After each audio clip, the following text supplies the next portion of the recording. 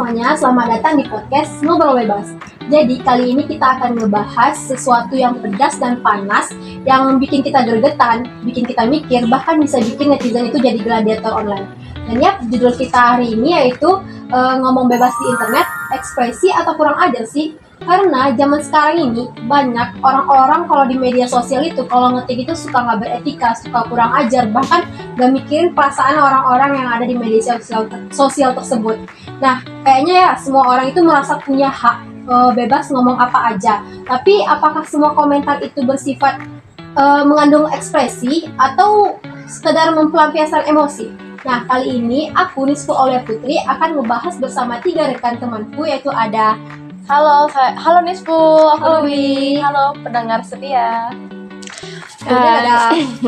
Halo, aku Putri. Halo Nisfu. Halo. Siap ngobrol santai nih kan kita, tapi ya kita serius juga kan. Kemudian ada yang terakhir ya temanku. Halo, aku Aulia. Topik kita kali ini tuh udah sering banget gak sih di dunia maya? Ya, bener banget sih. Iya. Kayaknya kita langsung mulai aja gak sih? Nah, kalau menurut kalian pribadi nih ya, ngomong bebas di internet itu penting gak sih? Soalnya kan tau lah kita gimana komentar-komentar orang di media sosial itu gimana. Terus kalian sendiri pernah nggak ngalamin atau ngelihat komentar-komentar yang kurang ajar gitu? Oh, dari aku nih ya, ngobrol bebas tuh gak apa-apa sebenarnya. Tapi asalkan kita ngomong bebas bukan berarti bisa sebebas-bebasnya. Sampai pernah nih ya ada kasus selebgram yang dia dikatain sama netizen nih soal fisiknya. Nah, sampai ya tersangkut juga orang tuanya. Nah, itu tuh bukan lagi ekspresi, tapi ya udah kelewatan ya, udah kurang ajar sih. Iya. Bener banget.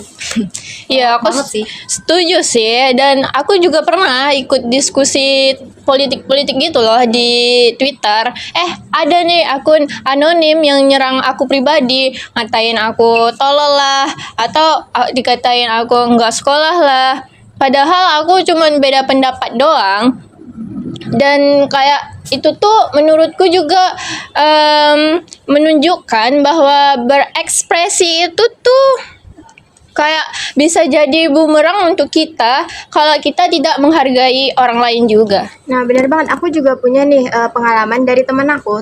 Teman aku tuh sharing kayak dia tuh sempat down berat gara-gara dia tuh ngedapetin hate comment dari netizen. Padahal di situ itu posisinya dia itu cuman lagi nge-share tentang skincare lokal. Tapi di situ tuh dia malah kayak dihujat kayak sok tahu lo gitu, atau kayak muka lo aja masih jerawatan gitu. Nah, padahal kan gila nggak sih komentar kayak gitu itu kayak itu tuh bisa jadi pertanyaan besar buat kita, kayak di mana sih batasan di antara ekspresi dan kurang ajar itu sendiri. Sebenarnya kan kayak gitu tuh kita kan ngasih pendapat ya, tapi Iya. kenapa ya orang-orang di media sosial itu suka sekali kayak ngebully kalau pendapat kita tuh kayak apa sih, nganggap remeh lah jatuhnya ya. Iya. Terus kalau misalnya ya kan ngomong bebas itu jatuhnya kita penting kan.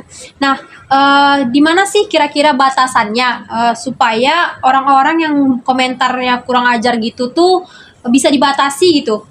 Kalau dari aku nih, batasnya itu sebenarnya ada 2 ya. Satu hukum, yang kedua tuh etika. Nah, kalau kita udah menyebarkan ujaran kebencian, sara itu udah kelewatan ya. Kayak misalnya nih, kalau kita komentar yang ngarah ke fisik. Walaupun kadang komentar itu komentar halus, tapi kalau yang itu lelucon gitu, tapi kalau yang kita kan nggak tahu ya, yang nerima tuh kadang kan sakit hati Iya, atau yang Iya. nah, itu yang harusnya kita pikirkan tuh. Iya, dan menurutku juga niat itu penting. Kadang ada orang bilang, dia bilang tuh kayak cuma bercanda, tapi itu tuh nyakitin loh. Dan misalnya kadang manggil orang itu dengan kata yang agak kurang sopan, kayak panggilannya tuh kayak gendut, hitam, atau cupu. Itu tuh bukan kata yang lucu, tapi itu tuh udah menghina loh. Dan kita juga harus ingat bahwa di balik setiap komentar itu juga ada manusia yang punya perasaan. Iya, dan benar banget. jangan lupa juga soal timing dan tempat, karena kadang ketika kita berkomentar itu komentar itu bisa oke di grup kita bareng teman-teman, tapi jadi nggak pantas kalau misalnya itu tuh kita lempar ke ruang publik yang kayak komentar-komentar di TikTok atau komentar di YouTube atau komentar-komentar di platform media lainnya. Itu tuh kayak nggak menyangkut juga sama isu-isu tentang politik atau isu-isu tentang sosial gitu. Dimana kita tuh harus bisa membedakan antara kritik yang konstruktif dan sifat kurang ajar itu sendiri gitu. Seharusnya gitu ya, kita tuh bisa membedakan gitu kan, yang mana saran, yang mana kritik, terus yang mana kayak pendapat kita untuk orang lain itu bagus. Karena kan kalau di media sosial itu kita pasti ngasih saran yang bagus kan untuk orang-orang yang pengguna media sosial lah, bukan untuk satu orang tapi untuk semua orang. Tapi kenapa ya mereka itu seolah-olah nggak punya apa gitu, nggak punya pikiran kalau misalnya ngetik tuh juga manusia. Terus mereka juga punya hati, kapan bisa aja tuh bisa bikin sakit hati gitu. Terus kalau ngomongin soal contoh nyata nih ya, kan ingat gak sih kasus-kasus besar yang pernah viral gara-gara omongan netizen gitu di situs platform yang mana aja gitu.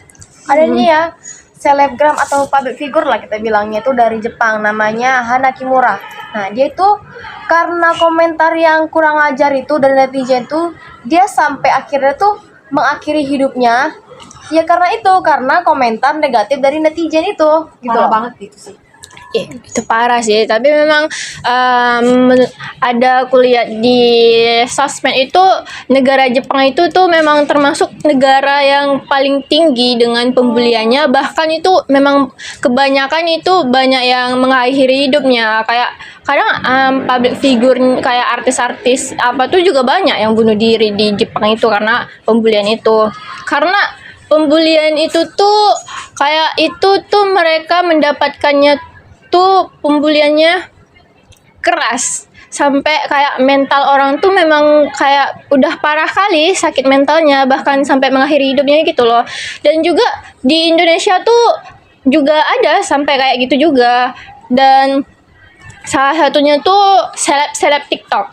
Nah, yang kita tahu tuh seleb TikTok tuh kadang yang dulunya dia viral, yang naik daun gitu, ujung-ujungnya itu kan kebanyakan dibully tuh kan.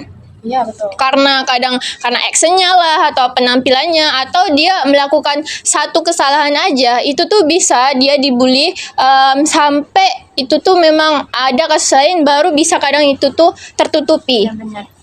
Tapi kadang bully itu juga kayak apapun kebaikan yang orang tuh buat, sebanyak apapun kebaikan yang orang tuh buat, tapi kalau udah satu kesalahan tuh pasti bakal dibully terus, bahkan yang kebaikan yang banyak tadi bakal nggak diingat sih.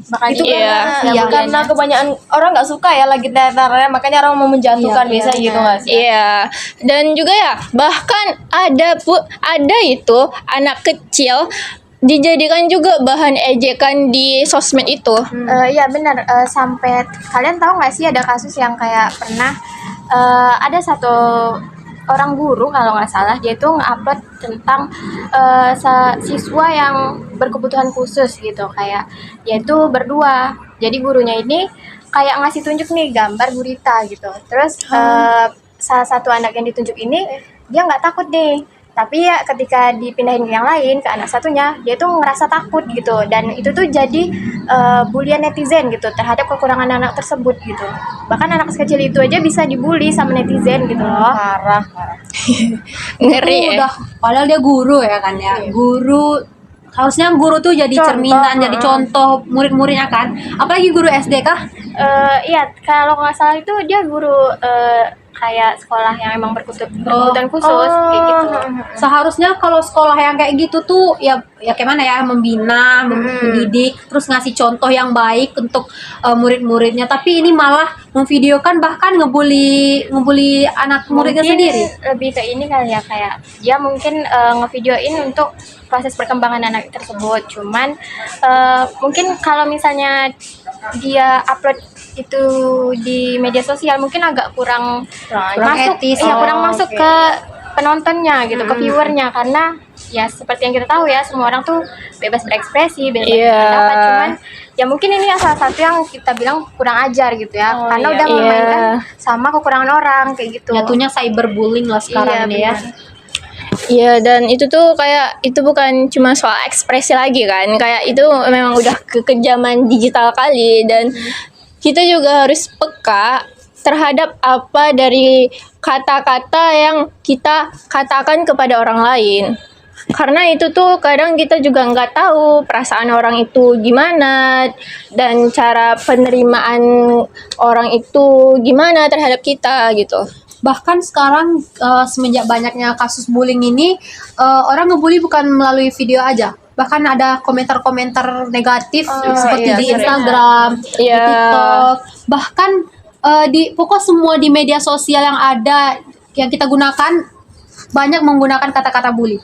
Terus kalau gitu ya, kalau kayak gitu kasusnya, gimana sih solusinya yang bisa kita berikan nih? Kan nggak mungkin aja tuh kita diam di internet, kita kayak nggak ngasih apa gitu, nggak melakukan tindakan apa gitu. Terus gimana sih cara agar ruang digital itu tetap sehat? Mulai dari hal kecil nih ya, berpikir sebelum bertindak. Nah, kita tuh mikir dulu kalau semisal komentar-komentar yang kita arahkan ke orang atau ya komentar negatif itu jatuhnya itu malah ngarahnya ke kita. Nah, itu apa sih yang kita rasain, kayak mana ya perasaannya. Nah, mikir dulu sebelum bertindak gitu, karena ya itu membangun empati dari diri kita sendiri gitu loh. Iya, memang berpikir sebelum bertindak itu tuh memang sangat penting. Dan juga menurutku juga kita juga jangan ragu untuk speak up. Kalau kita ada lihat nih orang yang direndahkan atau dibully, kita tuh jangan diam aja. Kalau bisa kita bantu sebisa kita, dan kita speak up dengan cara yang bijak tanpa jadi toxic juga. Dan kita bisa mengedukasi orang lain tuh tentang pentingnya etika dalam berkomunikasi. Ya, setuju banget.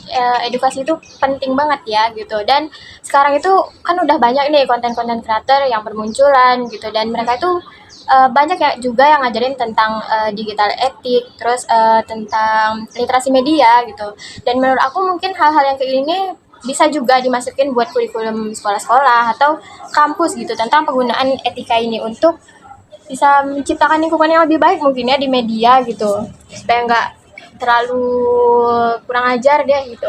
Apalagi sekarang nih ya, kalau aku lihat-lihat di Indonesia tuh tingkat bullyingnya itu tinggi gitu loh. Kayak di mana-mana tuh pasti bully tuh, kayak di mana-mana pasti ada bully.